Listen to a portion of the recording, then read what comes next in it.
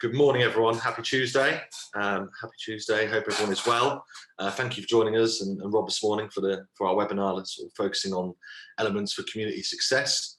For those of you who haven't joined us before, Digital Surgery is sort of a platform and knowledge hub designed to sort of just share some unique insights from thought leaders and experts like Rob. Our mission is sort of just to teach and provide marketing professionals with some practical knowledge and expertise that you can kind of get started with straight away. I'm Matt, and I'm the Digital Director at Celesti, and as I mentioned for today, we are joined with Rob, who's Head of Marketing at Standing on Giants.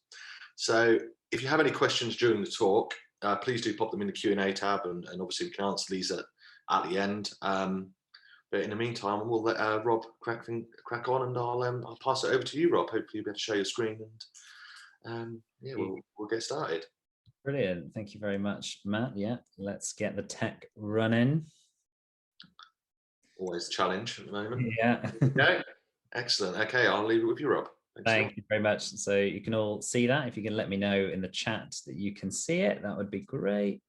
Be good.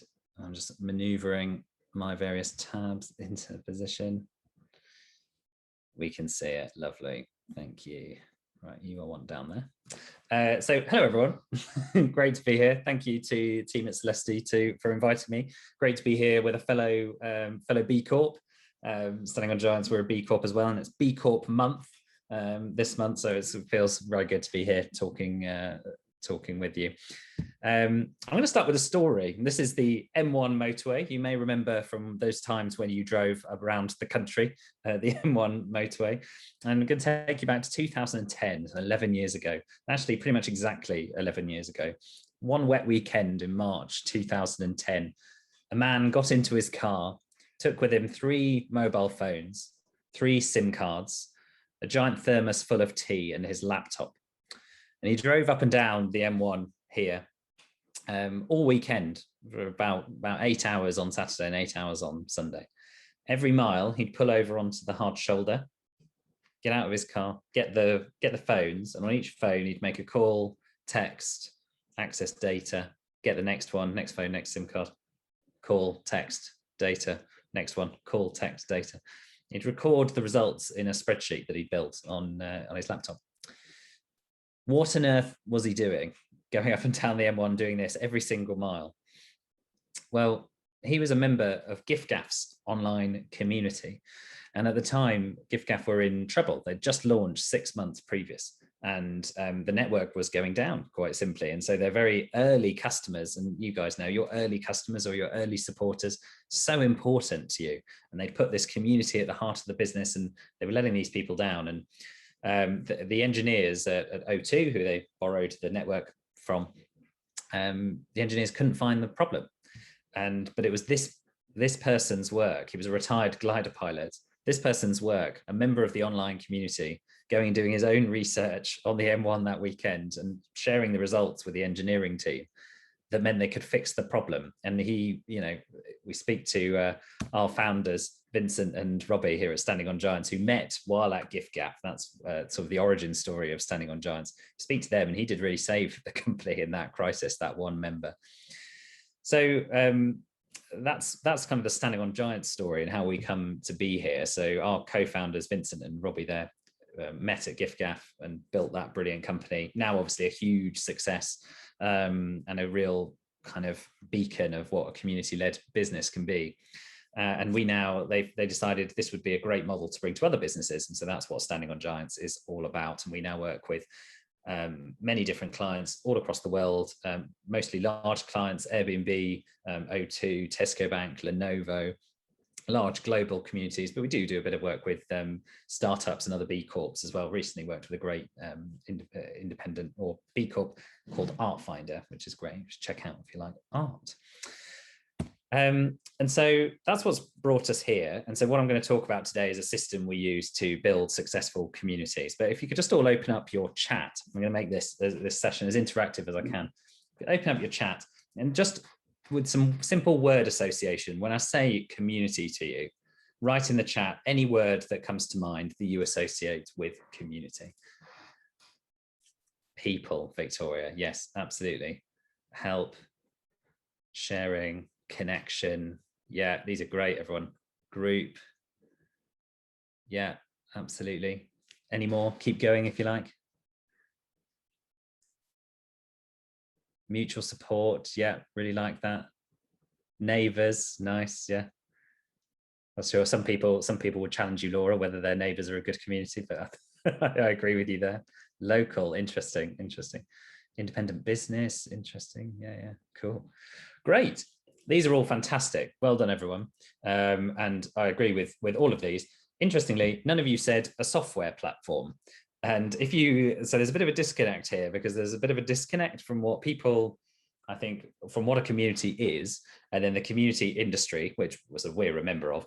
So the majority of community sort of businesses or providers are software providers. And if you looked at the community industry as a vision of what community was, you think it was just all about having a software platform, and then the rest took care of itself, which is not true. Little question for you here. So the community industry is growing a lot, and especially the community tech industry. I'd like you to have a guess at the number of community software platform providers that are operating in the world today. In the chat again, have a guess at the number.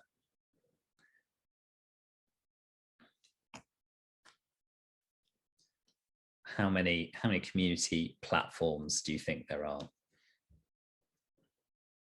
You're giving this one a good think. Thank you, everyone. Yeah, a guess is fine. It's a bit like that round on Pointless, where we'll give, or on Richard Osman's House of Games. Sorry, we'll give a point to the closest person. Zillions, says Victoria. 150, says Laura. Any other guesses before I reveal the answer?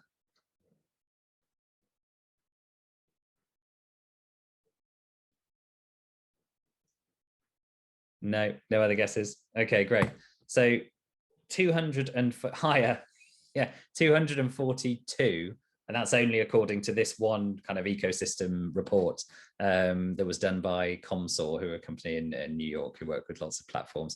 But there's more than that. There's probably upwards of 300, going on. And as you can see from this nice landscape that Comsor produced, loads of different things go into under the umbrella of community. So you've got forum platforms, you've got events, webinars, Zoom is in this, this landscape here, which we're using, different engagement tools, membership platforms, all this other stuff.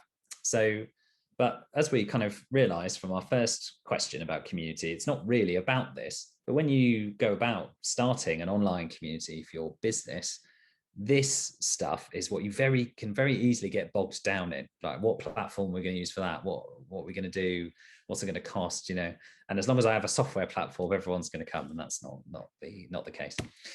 The other thing I'd like to prompt you guys to consider is, do you actually have a community, and do you actually want a community? Because what a lot of businesses, especially, I think some of you seem to be from kind of organizations that do have a bit more of a community mindset, I'd say. But certainly in business, what people are often talking about is this. They call this a community, but it's actually an audience. So on the left-hand side, you have the business or the brand in the green there. They kind of put content into what they call the community, but it's just a kind of an advertising platform like Facebook or Instagram. And then we send content out to this audience of customers, potential members, and we'll get some random stuff coming back, whether that's engagement, the odd bit of conversation, buying our products, obviously, or using our services, we get a bit of that back. That's not really a community. What a community is this. This is a community model. And you can obviously see from the arrows between all the people there. It's about those things that we said in the first exercise, the connection between the people. And so if you're looking to set up a community for your brand or your organization, you really need to be aware that this is what you need to open yourself up to. You need to be facilitating connections between people, and putting your brand at the center of that. I mentioned B Corp earlier, and Celeste and Standing on Giants are both in the B Corp community. We're doing this event because we've connected separately and independently, and we're building that, but it still enhances the kind of the B Corp community. So that's a good example there. And so how do you get to that wonderful community model that we all want, where everyone's connected, everyone cares about each other, supports each other, and we get great benefits for our business or our organization because we get more customers, our customers being more successful. We've got this great resource for learning and education. How do we get there? Well, that really is what the 5 elements system for community success is about. And this is the kind of the culmination, 10 years of work from Standing on Giants to really go back to that man who drove up and down the M1. He's called Andy Zero, was his username. Trying to answer the question, why did he do that? What was it? And how can you replicate that for your community? So here are the 5 elements. I'm going to quickly go over them all now. And then we're going to take a sort of a deeper look at the first 2, purpose and contribution. We won't have time to do everything today because we've all got to get on with our lives. But I think you'll really take something useful from purpose and contribution. And then afterwards, I'll share some more stuff if you want to go deeper into this. So purpose is the who, what, and why of your community. Who are the members? What are they going to do? Why would they join? And also, why do you want one as a business or organization? That's purpose. We'll take a look at that in a second. Contribution. This is the kind of give and take between the business or organization and the community. So what are you going to put in? What are they going to give back? What are you then going to do once they've given something? What are you going to do with that information so that you can give something else back to them, and vice versa, and create that kind of virtuous cycle? The community owner, very relevant for larger organizations, but relevant for those of you in smaller ones as well. Or you can think about this as a function as well, but community ownership. So who is the person that ultimately has responsibility for setting the community strategy, making sure that other teams, other people in the organization know about the community, and that you can, on a strategic level, embed it in the business's kind of function and operations. Number 4 is community manager. So that's the kind of on the ground, outward facing person that's engaging with all the members, fostering those connections between them, posting content, garnering feedback, carrying out the projects and activations, all that kind of stuff, really getting to know the members on a personal level. And then of course, platform is still important. So while we started with, it's not all about a platform, it's definitely not all about a platform, but the platform is important. So I think one of the things that you guys will be wanting to consider is, how is social media serving you at the minute in terms of your community building efforts? And I imagine a few of you are thinking about, do I start using something more brand owned, whether that's even taking a first step into Facebook groups or Slack, or whether you do want your own platform on your own website, which is what we specialize in as Standing on Giants. That's what we do. So first element, purpose. So a lot of communities end up like this if they don't have a clear purpose. So we've got the organization on the left-hand side with the business goals, all very lovely. And then you've got a community set up with some community activity, and they're not connected in any way, shape or form. Great example of this that just came out yesterday. You can check it out on Twitter. But the New York Times had a food and cooking community on Facebook, a Facebook group called NYT Cooking, I think. And they've just decided yesterday to abandon it. They've made this announcement saying, sorry, we can't really keep up with it. We're going to hand it over to whichever members volunteer to run it, and that'll be it. 77,000 members there in a New York Times branded community, and they decided to just get rid of it.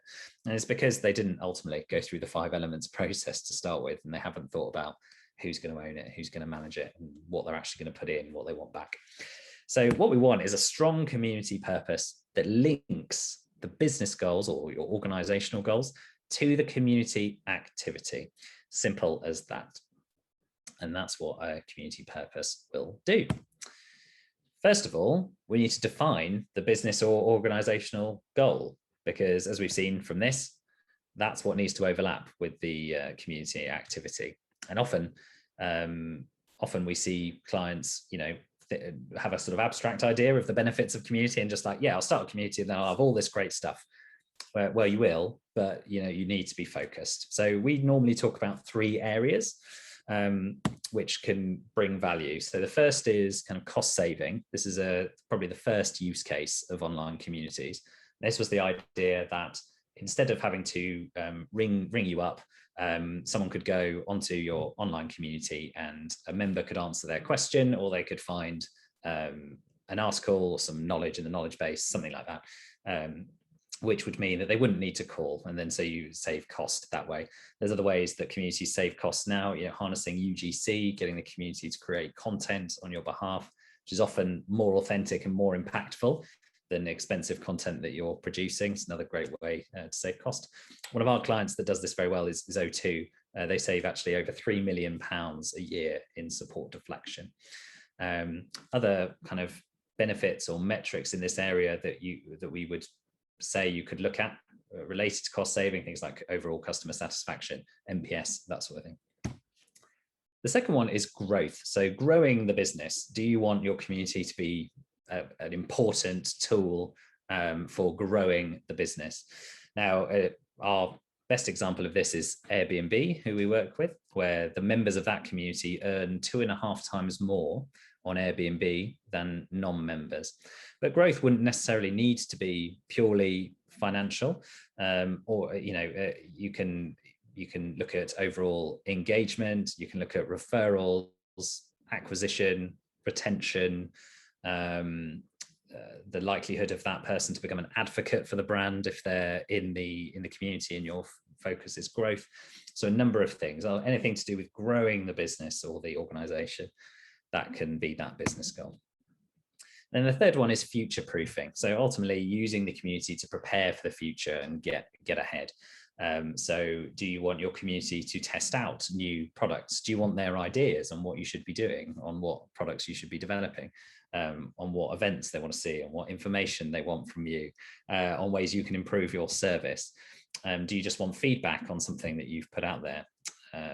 Or do you just want them to suggest completely free-form ideas for what they'd like you to see? This is a really great one for online communities, and Spotify does this really well. So they have an ideas exchange where hundreds of ideas get put every month. And then they do a really good thing of closing the loop, where every month they do a sort of report, an ideas exchange report, saying, here's what we've implemented, here's what we think is a really good idea, but not now, here's what we're not going to do, that sort of thing. So very, very good. So have a think as we're going through this about what, obviously when you start a community, the reality is you will get elements of all three of these business values, but it's really helpful to say, this is our main one, and this is what we're going to go after. But first, build a foundation. So you can't just open up a community and say, hi, everyone, we really want you to buy more products. So here's a load of content about how great our new product is. Please buy it. You can't do that. You need to build a foundation of trust, connection, back to those first words we were talking about, engagement. You need the chance to, to meet your members properly and get to know them and know what they want and understand them as people. So I would say if you're starting a new community, don't worry if in the first 3 to 6 months, the business goal is less defined. As long as you're building that foundation, you've got people returning to the community, engaging with you, you're getting to know them, they're bringing other people in. That's fantastic. You need that foundation before you can ask more of them. You don't want to ask too much too early. So to purpose now. Purpose is the who, what, and why of your community. So little exercise now with the chat as well. Just thinking about who, thinking about your organization. Who do you want to join your community? And probably the first thing that comes into your head. Who do you want? And you can think about a number of things, just who they are. Great, Laura, thank you. Mums and teachers, fantastic. So that's already, Laura, really interesting because you've got two different, quite distinct memberships there. So I think what I'd say to you if we were in a consultancy session is, does it need to be both? Are you going to focus on the common ground? Are you going to have different streams for both of those, that kind of thing? Do they have a shared interest that you can talk to them on the same level? Really interesting. Thank you for sharing that, Laura. That's really good that you know. Think about attitudinal factors as well, so as well as just who they are in terms of what job they do, or what do they care about, what do they want from this community, what do they want in their life, that sort of stuff. It's really interesting to think about. Anyone else ready to share who they would like to join their community? Thank you, Andy. Local young people from 5 to 18 and their families. Fantastic. Really good. Again, I think thinking about so those attitudinal factors of those young people, which are just all young people. Interesting age span as well, 5 to 18. So an 18-year-old's not going to want the same thing as a 5-year-old, I would guess. I sometimes feel like I just want the same thing as a 5-year-old at the minute. I just want to be fed and to like have fun, but I don't know about your organization. Yeah, so these are all really great things to think about. So that's the who. Oh, and Sarah, welcome all food and drink businesses. Those have an impact here in Norfolk. Great. So they have a shared identity from being sort of linked to Norfolk, which I think is very good. And they will have a lot of shared interests, shared challenges, that they might want support from a community for. So that's the who. The what, we're talking about what are they going to do together? It's quite simply, what are they going to do once they're there? Talk to each other, engage with content. What content's going to be there? What are they going to do? And then why? Why do they want? Why are they there in the first place? Really have to think about that. And I'm going to move on because I realized that I'm already rabbiting on a bit too much for this session. But broadly, so what I'd recommend is that you then put this into a purpose statement that you can display on the community itself. And broadly, I'd use this structure, which is our community is for who you've decided. So, and just using Andy's example, our community is for local young people between 5 and 18. To what, so letting the community know what they expected to do when they turn up at this community, so that together we can why. So the purpose of the community for you being there as the organization and them being there as the members, and the why of that you're doing this in the first place. A couple of examples to bring this to life for you. So Airbnb, one of our clients, they have this at the top of their online community. Welcome to a global community of hosts like you, share knowledge, get inspired, and meet other hosts who are creating a world where anyone can belong. So we can see that structure of our community is for who to what, so that together we can why. We've got global community of hosts like you. So we know that it's for Airbnb hosts, for hosts anywhere in the world. We know the what, share knowledge, get inspired, and meet other hosts. Okay, that's what I'm going to do when I'm here. And then the why, creating a world where anyone can belong. So Airbnb have really drilled this and really strongly attached this to their overall brand purpose, which I think is a good thing as well. So it's like join us on our overall purpose to create a world where anyone can belong. So I think that's a good example. This is Tesco Bank, another of our clients. They've got come on in. This is your community from Tesco Bank, a great place to share knowledge and learn from fellow customers every day. I'd say this is a less perfect example. We've got the who, so your community. Okay, so I kind of know it's for me. We've got fellow customers. Okay, so I know I'm a customer of Tesco Bank. Okay, that's clear. Share knowledge, learn from fellow customers. Okay, that's some what. Why we're doing that is less clear. And actually, Tesco Bank are working on this with us at the minute. So we're working on making that a bit clearer. So, I think there'll be something around financial health and well-being that comes together from the why of that. I'm just going to play a very short kind of audio video thing. It's kind of like one of those animated podcast type things. It's just a minute long, from Carrie Melissa Jones, who I interviewed. She's an American kind of community expert consultant. She's one of the founders of an organization called CMX and is now an independent consultant. She has some great things to say on community purpose. What's so important about having a community purpose in the first place? And how should you go about creating one for your community project? So a community purpose is the foundation of everything else, every other decision you will ever make for your community. And when it's not in place, what we see clients do is just making a bunch of random decisions or constantly comparing themselves to other organizations or other communities, and they're never sure if they're doing enough or doing the right thing. So it's the bedrock of everything else. To create a purpose statement, I generally facilitate a sort of step back and looking at the business model of the organization, how you make money, but also your impact or mission, if you have one. A great community purpose you should feel it in your body. And I know that sounds pretty woo-woo. Yeah, it is. Because when you hear it, it should stir you in some way, make you want to know more and lean in to what that community is actually doing. There we go.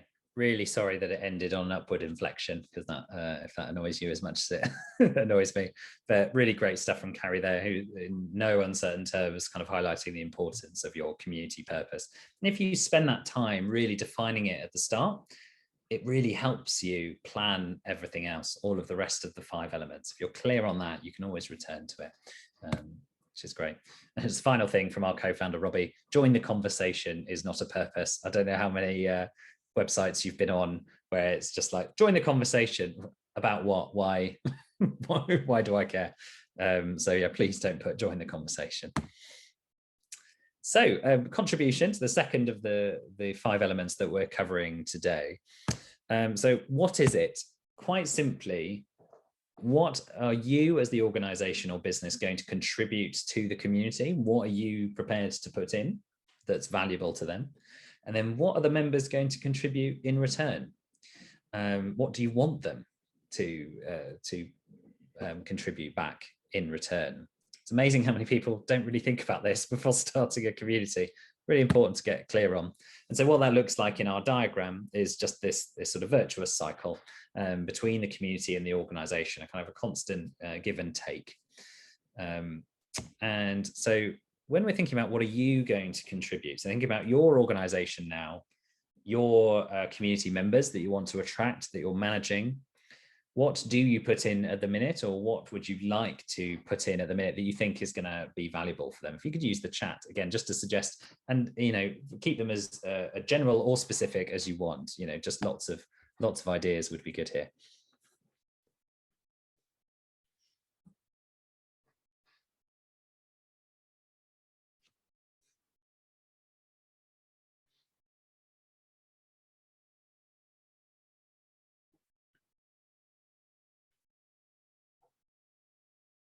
I'm guessing there's some furious typing going on, or none, which might happen.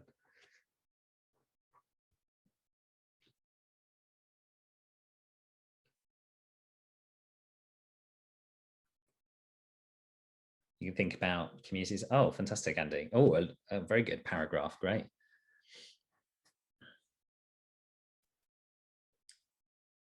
Great. Weekly theatre, music, dance, theatre classes. Okay, yeah, so loads of stuff. Educational resources, free or bought. Yeah.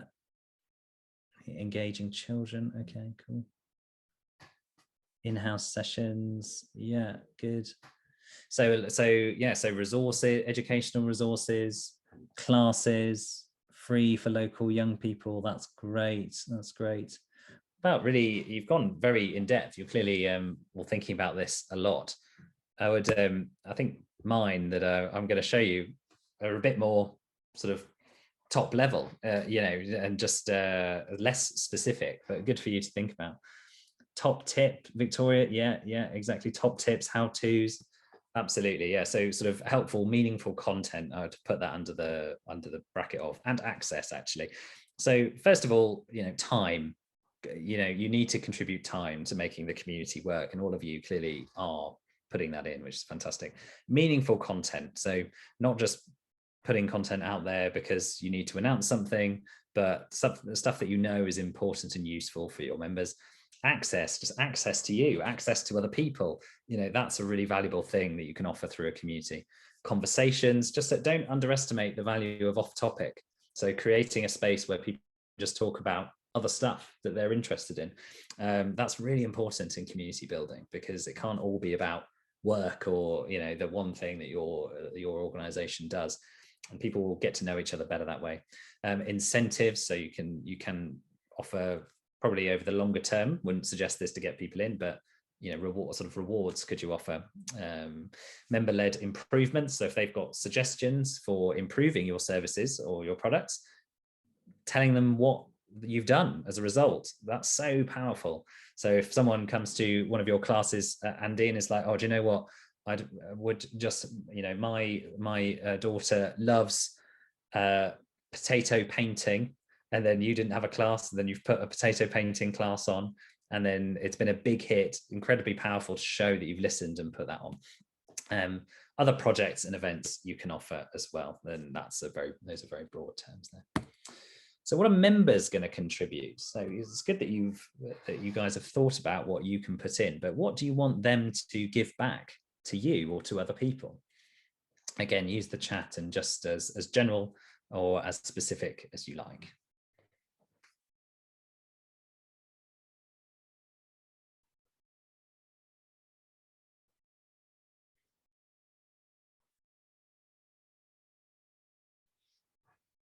Victoria, thank you for your question. Shall we come back to that one at the end, I think, if you, because that's a sort of more general question, but thank you for that. So what do you want from your members? These people that you're providing these wonderful services to, what do you want them to do? It's okay to, want them to, to do stuff in the community. Shape the program and the activities. Great, Andy. So you want that feedback, you want that insight, you want them to tell you what you want. And that's so useful for you to know that, because that will shape a lot of your activity in your community. So, you'll want to do polls and maybe testing groups and things like that. Interest in their ideas for Beth, they get to feel more involved, not just shop. Yeah, absolutely. Yeah, so their general interest, their ideas, again, that sort of future-proofing value. It's great. Laura, activity ideas, what's worked for them, honest feedback. Yeah, so a lot of you want that feedback, which is great. So encouraging that feedback and that foundation of trust, so that they feel able to give that feedback, is going to be important to you. Loyalty and spreading the word, very much in that growth area, Victoria. Very good. Yeah, exactly. So you want them to go outside the community and do something else, which is interesting, because then you've got to think about what they're going to do inside the community that's going to empower them to do that. Retain their membership. Yeah, absolutely. Great. Thank you, Laura, for the trust. The trust community is all about trust.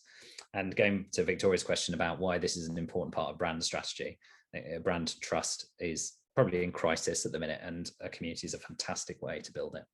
So I've got a few ideas here. Again, time. You will be asking your members to spend time in your community, which, when they've got a million other things to do, job, kids, COVID, who knows what's going on in their life, you're going to be asking their time. So be aware of that.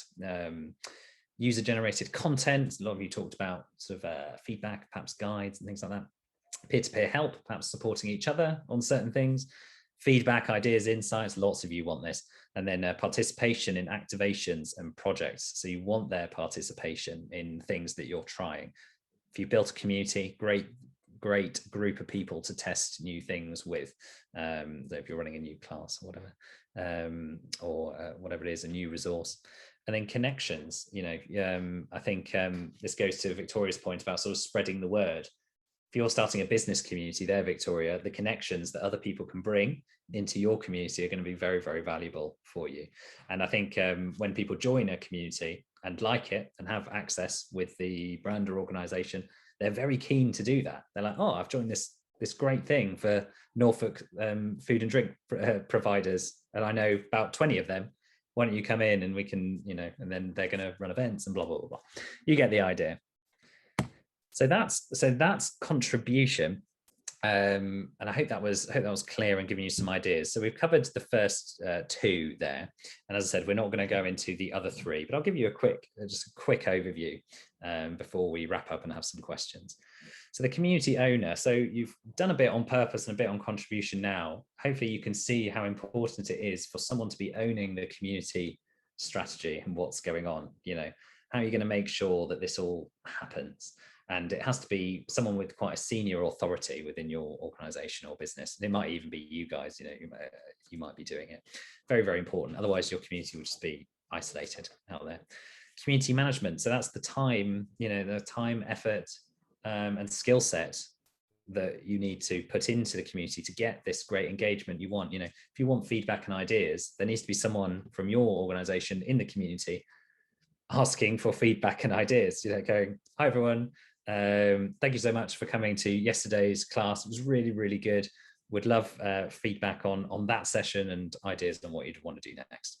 And that needs to be someone normally in a business, it's a full-time person. I'm guessing that there's some small organizations at the minute, so it probably can't be a full-time person, but it needs to be dedicated time for sure. And then the platform. So where are you going to do this if you're doing an online community? A lot of you are probably going to be looking to blend an offline community when COVID allows with an online. I think that's a very good model, actually, offering both. And so think about the platform you're going to do that on. Does your existing social media work well for that? Or are you better, does your email database work for that? Or are you better launching something that you have a little bit more control over? You know what I think, but I am biased. And you can make small steps without heavy investment, as I say, in a Facebook group or something like that. Okay. That is the end of the talk. I hope you guys have enjoyed it. In the spirit of community building, please connect with me on LinkedIn. I'm Rob Fawkes on LinkedIn, and I'll put when I stop sharing, I'll put my link in the chat there. And very happy to answer any questions now and connect with you afterwards. Thank you very much, Rob. That was great. Thanks. I hope everyone else found it useful as well. I've got a couple of questions anyway, sort of lined up, but in the meantime, if anyone has got anything else I'd like to ask him, please do stick it in the Q&A and we'll get to those as well. One here was sort of around kind of the first steps in identifying sort of what platform to initially use to build your community. So like, is there a universal one-fits-all approach? I doubt it.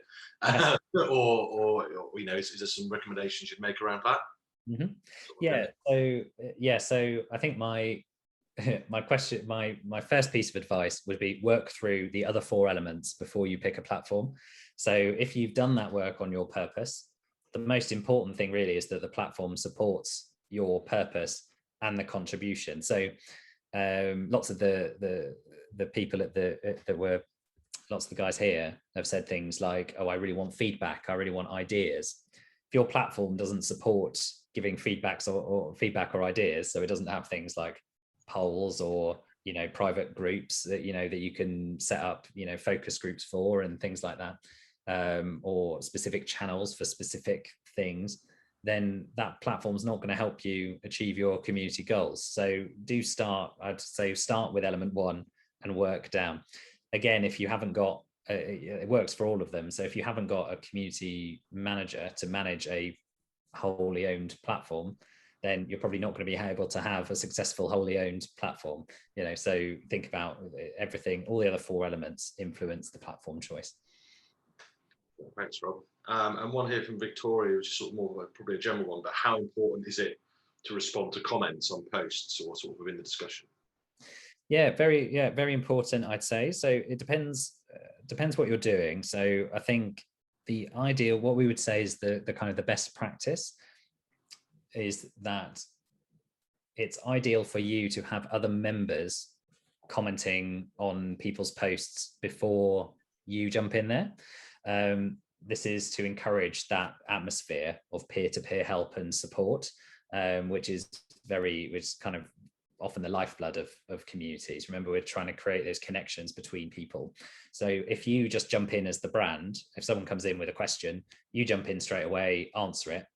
That's good. It shows you're engaged, but then no one else is incentivized to engage there. And actually people love offering help. I think Victoria, I'm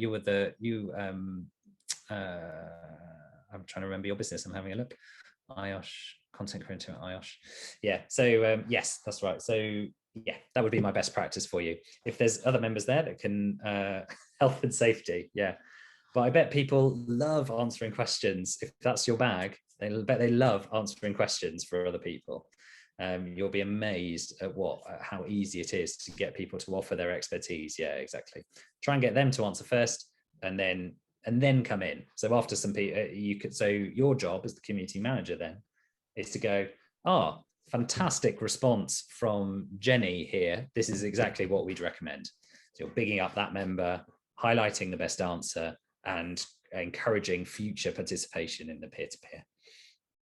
Thanks, Rob. And just one here from Laura as well, who says fantastic session. Thank you. So there we go. That's always nice to hear, isn't it?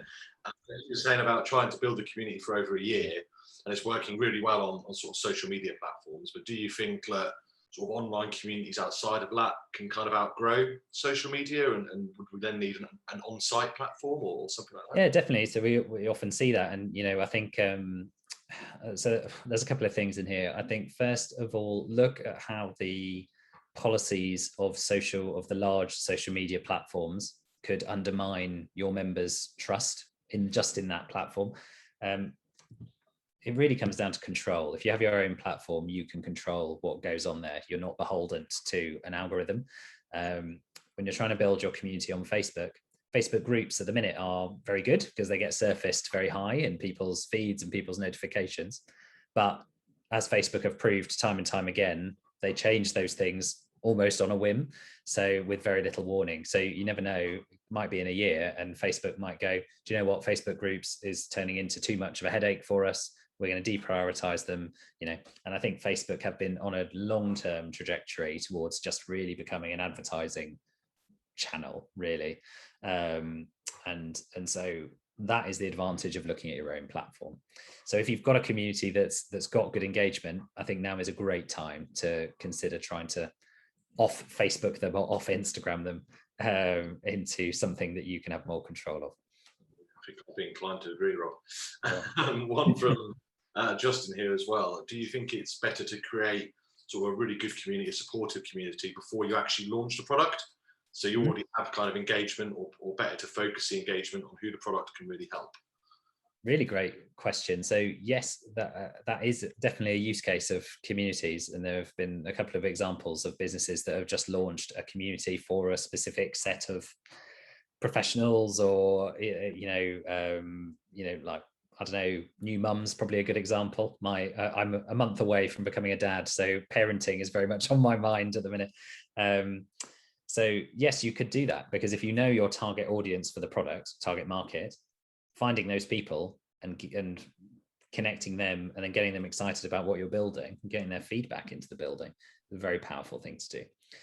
Doesn't mean you have to do that. You can launch it, then find them, and then go on and refine it. But I think that would, that would work, I'd say. Yeah, definitely. I think that ability to sort of almost use it to sort of prototyping process for that product is probably invaluable at that point. Definitely. And then people who are already definitely going to like it. It's a winner. Yeah. There's someone from Laura here. If someone's sort of high up in your company, so I guess we're talking perhaps a board level and that kind of thing, perhaps doesn't fully understand online communities or the value associated with them, I suppose, how would you kind of convince them on how important and effective it can be? Really interesting. Yeah. So how do I convince them? I think, well, I mean, I think if they don't appreciate the value of online and social, then there's a lot of resources you can point to there, just in purely in adoption. If I don't know, if someone doesn't accept that we're living most of our lives online at the minute, I think they need to look in the mirror. I think there's probably not much you can do, Laura. But in terms of the power, I think use cases are always case studies are always the most powerful, and I think you can look to a number of very strong community activations or social media activations across any company, right? Any sector, you'll be able to find examples and say, look what this company were able to do with their community. A recent one with Airbnb that we had. So when COVID hit, you can imagine Airbnb were in big trouble when COVID hit, but they immediately decided to harness their community to house frontline health workers through an initiative called Frontline Stays. Through the power of their community, they were able to house 100,000 health workers within 2 weeks because of their community. So case studies like that ones like the gift gaff story I told at the start, you know, that one member who was a member of this community actually saving the company. You know, I think things like that are really powerful, and there's plenty of stories like that. So a simple Google search will throw them up for sure. Yeah, absolutely. And I think as well, even if you perhaps can't get buy-in to do everything all at once, maybe getting buy-in for a specific campaign or specific idea around it, just to perhaps show the value of it so you can grow it further, might help as well, I think. Yeah, true. Yeah. Do 15%, the 15% rule. You can get 15% of the way to what you want. Yeah, I agree. So small gains if people aren't up for going all in straight away, perhaps. And then one final question from Victoria, then we'll sort of let you all go and get on with your day. But what sort of platforms would you generally recommend? What do you think about LinkedIn in particular as a platform for? Right. Yeah. I'm just as we speak, I said I was going to share my LinkedIn, so I'm going to do that in the chat now. So platforms in general. So I would say good to, when we're talking about community, good to separate the big social media giants from what we could call brand-owned community platforms. That's the first kind of distinction. So the difference between a platform with an algorithm that's fully public, that you know you have less control over, versus one that you have some control over. You can brand, you can you know, there's no algorithm, you can control the conversation, you have the data. So those are the two distinctions. In social media terms, I mean, I personally really enjoy LinkedIn as a place to connect with people. I think Matt and myself first connected on LinkedIn actually after one of these webinars or something like that. So I think LinkedIn is very good, certainly for professional networking. I think it's the one. Other social media platforms, I mean, they are great for advertising, and there's nothing wrong with advertising. I think I would say, you know, I think it's very easy for me as a community person to come and say, advertising and marketing. They're very useful for that. And you do need to advertise, do need to get yourself in front of your target audience. So they are very good for that. And they do let people engage with you. But when we're talking about more in-depth conversation, connection, people helping each other, you really need to look in that second group, really, of a brand-owned platform where people are going to do that. And you can take the first step with things like Facebook groups. If you just want to try it, you know, that is more of an owned space within Facebook. I recently, I'll give you an example from my own life. I live in Ealing, and there's a lot of very active Ealing kind of neighborhood Facebook groups. And I was looking to get rid of my sofa because we're getting a sofa bed again because I'm expecting a child. So we figured it was good for one of us to be able to get some sleep in the lounge on a sofa bed when the little one arrives. So I was on the Ealing Facebook group, free to a good home, sofa, took a picture. My God, it was like I started a Black Friday like feeding frenzy. Like, so many people messaging me, wanting it, just saying, "Oh my God, amazing sofa. Hope this goes to a really deserving Ealing resident." You know, people were offering me money. You know, so it like that's a little sort of mini community case study where within Facebook we've got this group of people who are all connected to Ealing, to a place, some shared interests there, and as a result, I was able to achieve a goal of getting rid of a sofa.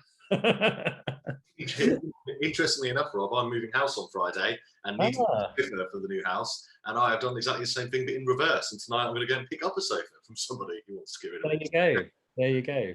Great. Okay. And many congratulations, Rob, as well for Mum's time. Thank you. Thank you. I can see that you've said that. Yeah, it's very kind. Yeah, hopefully the sofa bed doesn't get perhaps quite as much use as you hope. Not sure about that, but we'll see. Well, anyway, thank you all so much for attending. I really appreciate it. If you do think of any additional questions, then please feel free to pop us an email or connect with Rob or me on LinkedIn, and you know we'll be happy to answer them for you. The slides and the recording will all be shared with you later on today. And yeah, our next event will also be going live later today, but we have some other exciting events coming up. We've got one with Carrie Rose, actually, how to build press coverage and get links. So hopefully we'll see you all there as well. And lastly, please do head over to LinkedIn, Facebook and Twitter to give us a follow and keep up to date. But thanks a lot, Rob, and thanks a lot everyone for coming. We'll see you all soon. Thanks, Matt. Thank you, everyone. Have a good one. Bye-bye.